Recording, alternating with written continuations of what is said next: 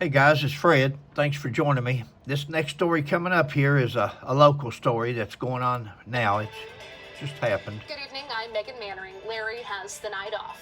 A Boyle County dementia patient faces several charges, including shoplifting and public intoxication, stemming from an incident at a Walmart from back in October.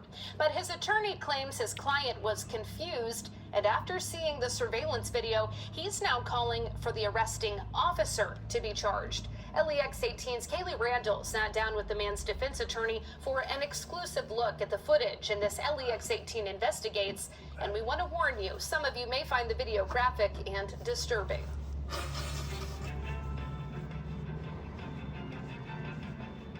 So here he comes.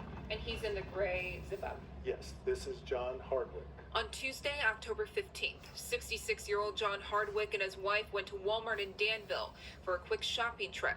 But watch what happens about 15 or so minutes after he tried to buy beer, not realizing he didn't have his ID. He followed the cashier to customer service, where police showed up. I sat down with Hardwick's attorney, who explained Hardwick has dementia and was confused by the situation. And at this point, does he understand what's happening? Not really. I mean, according to his wife, he sees the beer, and you'll see him retrieve the beer here, and he very politely, nicely. Ephraim Helton says the video shows while speaking to a Walmart loss prevention employee, Hardwick places the beer in his cart and then places it back on the table several times. Again, Helton explains not understanding what's going on. Would you know the guy in the flannel shirt, if you're an old man, you've got dementia, would you know that the guy in the flannel shirt off to the right there was a Walmart employee? Even if he told you that he was, is there a name tag? Is there a blue vest? Is there anything at all identifying him as an employee rather than just somebody that's harassing the old man? Or must continue. There's no effort to leave Walmart. There's no effort to run with this. He's following all of the directions. Guys, this gentleman, we dealt with Mother for 5 years before she passed with dementia. We know all about dementia, terrible disease. But when that man, and a lot of it goes by the past and routine for a dementia person, something that's routine. From a child on up, once you get through shopping, you go through a cash register, and once you get done at the cash register, you leave. That's what you do. In his mind, when he put the beer up there, he's thinking she rung it up. Now, he didn't have his ID. First of all, you got an old man there. You know, sometimes in life, I know store policies, but, you know, when sometimes you got to leave things up to common sense and say, well, yeah, he's probably over 21. But had that happened, there would have been no issue. But he's rung the beer up, or she did, and then we got to it, and then no ID, so she's took the beer to the service desk. Him, in his mind, more than likely is thinking that it's his beer. I've done been through the checkout. I'm going to take my beer with me. Yeah, that's where people don't understand the behavior of a person with, for lack of a better word, a fully functional brain. I mean, that's what it's just a brain disease. It's dementia and Alzheimer's. It affects the brain. They're thinking. They said he was intoxicated. You'll see him strolling around the Walmart here. He's not intoxicated. You can plainly see he's confused. He's confused. There's a difference in staggering, falling down, and bumping into walls, and he's following the guy everywhere he goes, but he's confused. Of loss prevention. He's not. Look how straight he's walking. Up in the air. He's not causing a scene. As you can see, an officer reaches for his handcuffs to try to arrest Hardwick, but that's when things escalate. Now, in Kentucky, there's 2 or 3 things required to make an arrest. I learned this in police academy many, many years ago, 40 years ago.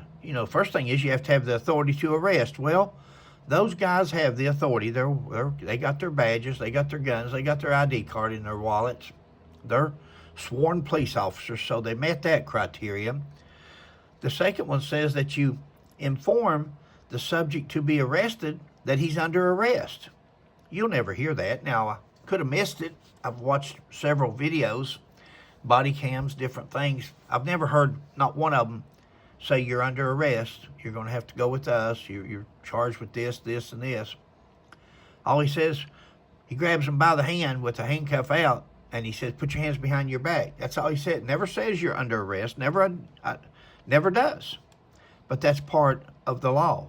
He's supposed to do that. And then you take the person into custody using whatever force is necessary to effect the arrest.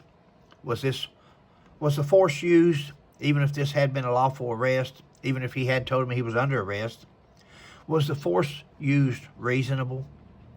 Take him to the ground, and then slug on him 6 times while the other 2 are either cuffing him or have his hands behind his back, an old man.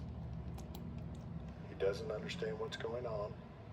Slam his face Into the register. Attempted a chokehold. Throw him to the ground. Watch while he's down. 1, 2, 3, 4, 5, 6. According to a citation, officers were flagged down by Walmart staff for Hardwick being under the influence and trying to steal beer while having the odor of an alcoholic beverage coming from him. The citation also reads, Hardwick grabbed 2 cases of beer and then tried to leave the store. You've seen this. There's no stealing of beer. He's not under the influence. The citation also states Officer Godby attempted to place his hands behind his back. Above refused and tensed up, having to be assisted to the prone position. That's not being assisted. He didn't refuse. He didn't know what was going on. He just grabbed him by the wrist at the same time, trying to put a handcuff on it. He assisted to the ground. Assisted. He was assisted, all right, by 3 grown, full-size men, 2 of them. To a prone position. That's being thrown to a concrete floor at 66 Look years at that leg of age, sweep. And then he was struck 6 times. After being arrested, Helton says Danville jail staff refused to admit Hardwick because they claimed he was in a clear delusional state, so he was sent to a local hospital. We reached out for a comment from the Danville Police Department but have not heard back. Patient has history of dementia and appears to be confused. The same officer that wrote that he was under the influence of alcohol tells the admissions people and the nursing staff that he's confused. Hardwick faces several...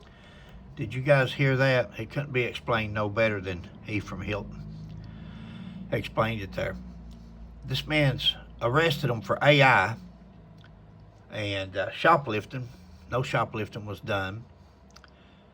But he takes him to the jail, and the jail won't accept him because they can clearly see something's not right with this old man. So then they take him to the hospital, and he tells the hospital staff that he's got dementia, and he's confused.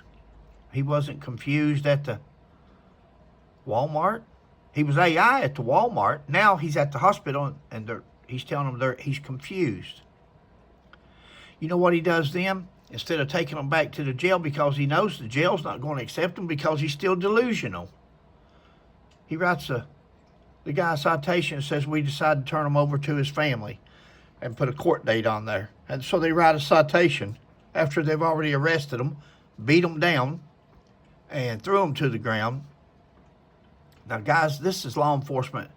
This is why people's losing all respect for police officers. Why has it become so machoism? Why has it become so physical? When did we stop communicating and saying, hey, do you have somebody here with you? Where's your wife at? Can we call her to the front? His wife was with him.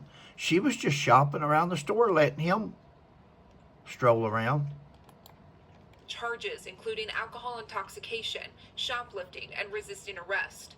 For now, Helton is trying to pursue charges against one of the officers who he believes used excessive force on the 66-year-old. I think it's appalling that you have a 66-year-old man face down on the ground and you are striking him 6 times. He's defenseless. His hands were behind his back. He's handcuffed. is totally unnecessary. That is police brutality. In Boyle County, Kaylee. That is police brutality at its worst. That should be an elderly abuse charge, among others. That should be falsifying a police report, because I saw a body cam where the officer, the loss prevention clearly tells the officers that he never left the store with anything. He never tried to go through the door. But yet the other officer, the red-headed one, says, that sounds like shoplifting to me. Wow. These are false charges. It's totally wrong. And but that guy right there, that's Ephraim Hilton, an attorney in Boyle County. Been there for many years as I was a police officer. Dealt with them many a times, and a class act guy. He'll get to the bottom of it for the family, I'm sure. Guys, it's Fred. Thanks for watching. There's a petition out. They've got a petition with about 2,500 names so far wanting this guy fired.